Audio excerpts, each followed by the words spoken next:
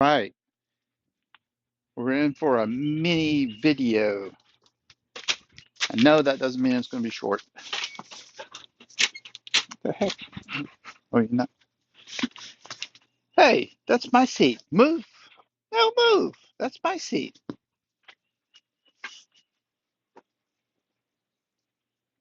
I have my seat. You have yours.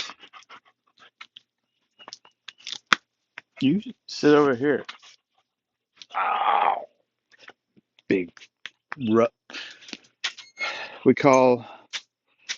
So this is Baloo, and we have a nickname for Baloo. We call him Ruckus. We call Pepper, who's our little puppy,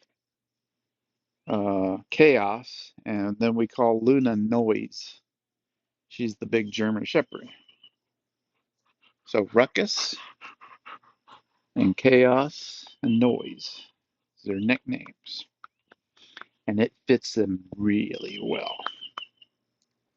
All right, so I'm gonna have some coffee here, and we're gonna talk, and we'll talk about Mini.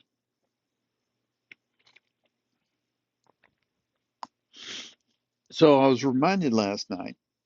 I was listening to how things were going when it comes to autonomous driving, and I was reminded that one of the big stories that came out, I can't remember, I don't think it was last week, I think it was the week before when it actually came out.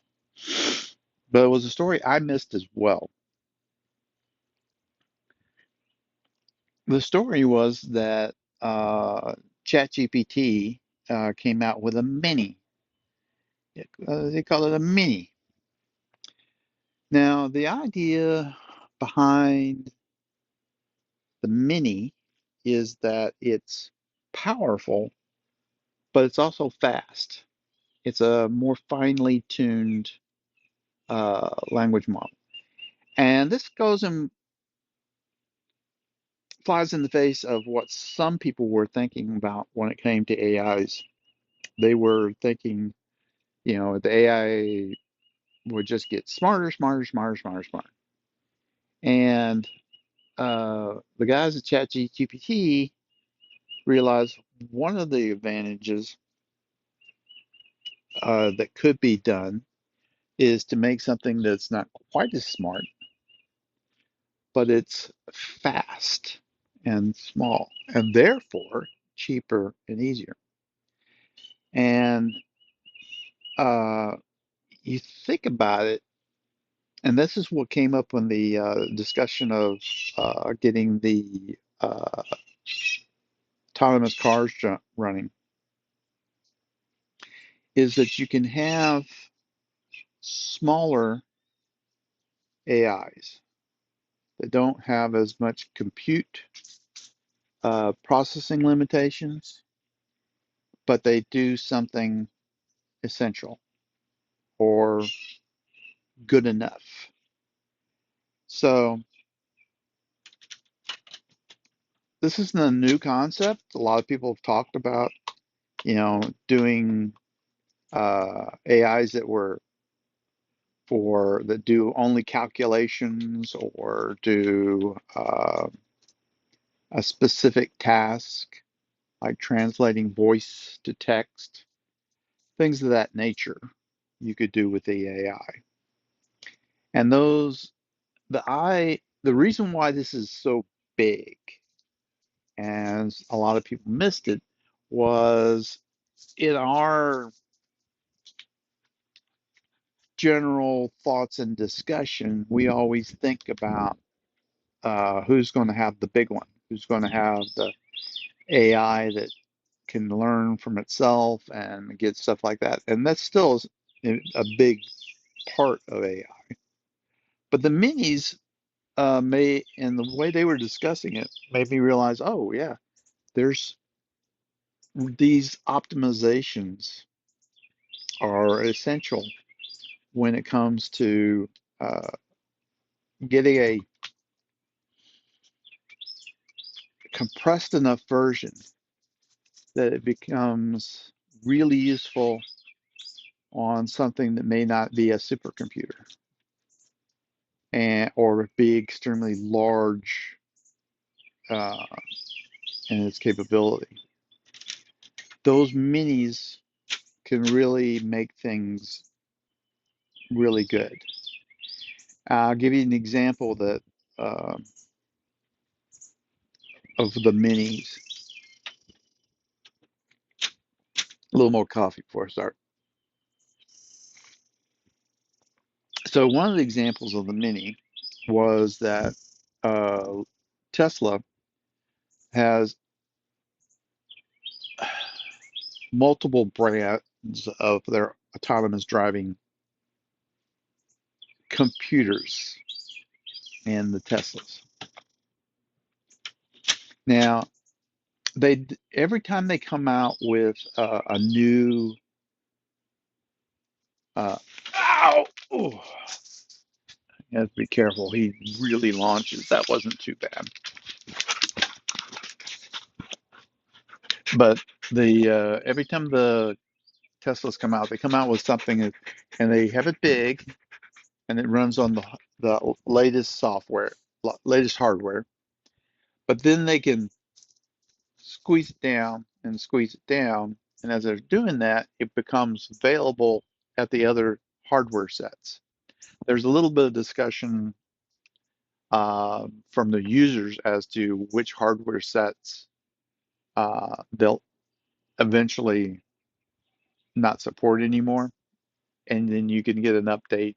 They say it's fairly easy to get an update as far as hardware is concerned because the computer unit itself is actually in the car in one little package, so you can just remove it, put the other one in, and you're upgraded. But right now, that's what they do. They start the highest end compute, which is their most powerful, and they have the bigger model, and then they make it smaller and smaller, and then it's able to be run on the less formidable hardware down below. So, in those respects, the Mini is a really interesting concept. We often, in shows and stuff like that, we'll see things. Okay, I'm going to go over a little bit of a rant here. Let me finish the Mini and then I'm going to rant for just a second because I was just thinking about some sci-fi shows and how, but the Mini is going to be something really good to get useful areas working really well without having to have the big computer, the connectivity that's involved with a lot of these things. Because a lot of people, you know, okay, I'm going to start my rant here if I don't keep on the focus. So here's the thing, Mini, it's a big deal, but people don't think about it as a big deal because they're looking at this big Chat GPT and they're saying, oh, it's getting smarter and smarter and smarter. That's fine. But these minis, they're the ones that actually are going to change our world the most. The big ones will be there forever, but they're not going to change your day-to-day activities. The big ones are going to be when it's a big uh, uh, decision point. I want the big guy to review my taxes. I want the big guy to review my finances. I want the big guy to help me with this legal problem. Those are the big guys. But I don't need them to help me make my breakfast. I don't need them to help figure out how to vacuum the floor. I don't need them for a lot of different things. So the minis are really, really useful. I mean, they are going to be the ones on a daily basis you'll be interacting with. They're going to be the daily in your life effects. And we're getting better at them. And this was an example. One guy gave an example of why the Mini was big in like computer gaming, for instance. There have been computer games where they've created like little worlds where these little avatars are running around.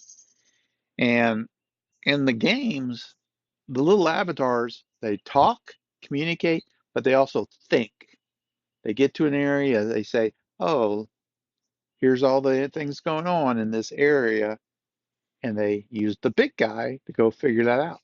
That's very expensive because that game use has a whole bunch of avatars, and each one of those guys is hitting the big guy for all this stuff. Like I said, not really necessary. Uh, but with the Mini, you can get these little smaller increments of decision making, and its cost is significantly less. I can't remember how much less, but it doesn't matter because it's getting cheaper. The minis are going to be the cheaper alternative to the big guy, and they're going to get better, and they're going to get more uh, available, specializations and stuff like that. All right, so there's the mini. I'm done talking about the mini. It's big. Please don't ignore it. Now, I'm done with that. Here's my rant. Sci-fi movies and shows and stuff like that are really losing their uh, zest for me. And the reason I'm losing their zest for me is because they are so dumb if you consider what we are going through right now. If you look at how they do robots and how they do space travel and how they do uh, life in general, their day-to-day activities, and then you look at what we have done, learned, and stuff like that, you're like, that's not going to be us 40 years from now. And most of these movies and shows that are sci-fi, they're supposed to be like 100, 200, or more, maybe way further than that into the future. And you go, but it's dumb how they're doing it. It's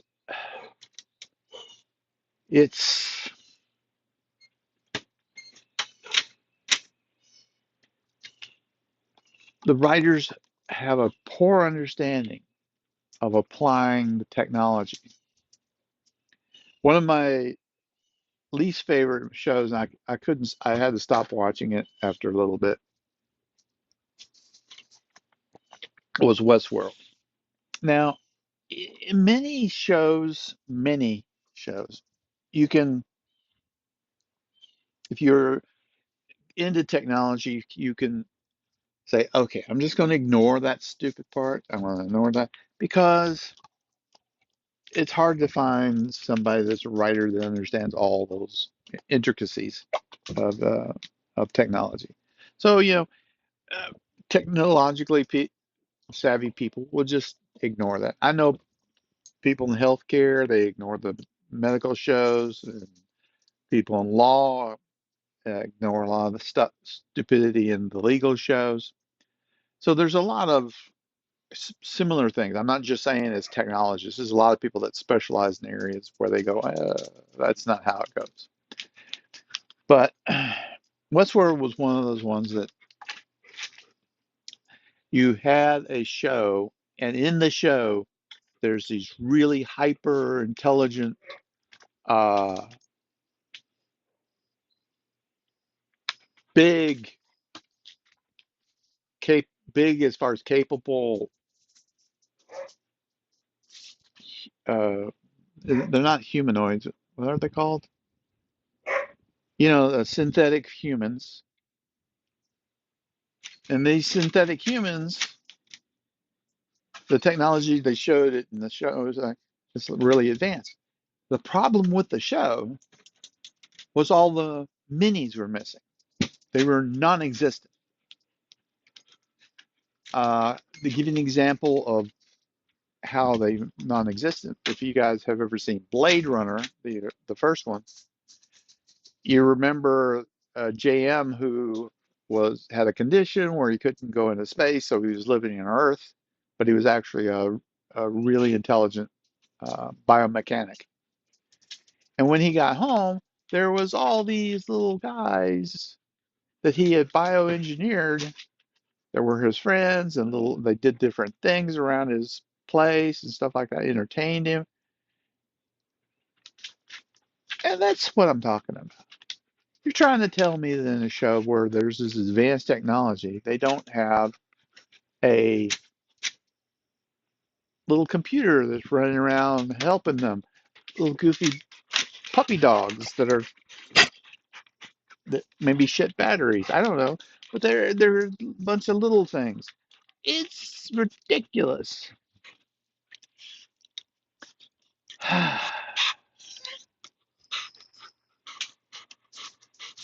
So I tried to ignore how stupid a lot of the stuff was, but the show was so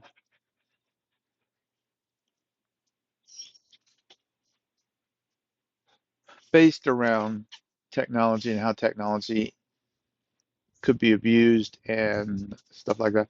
It just, I just had to stop watching after a while. Kind of found it a little gross too, or a little bit too much. Yeah, I know you lost your ball under there, so I better get the ball for Luna. She's gonna be freaking out here in a little bit.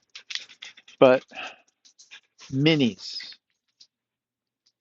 if you have the capability, everybody's gonna do minis. You don't just do the big guy. Okay, and talk to you guys later. Mini, mini, mini.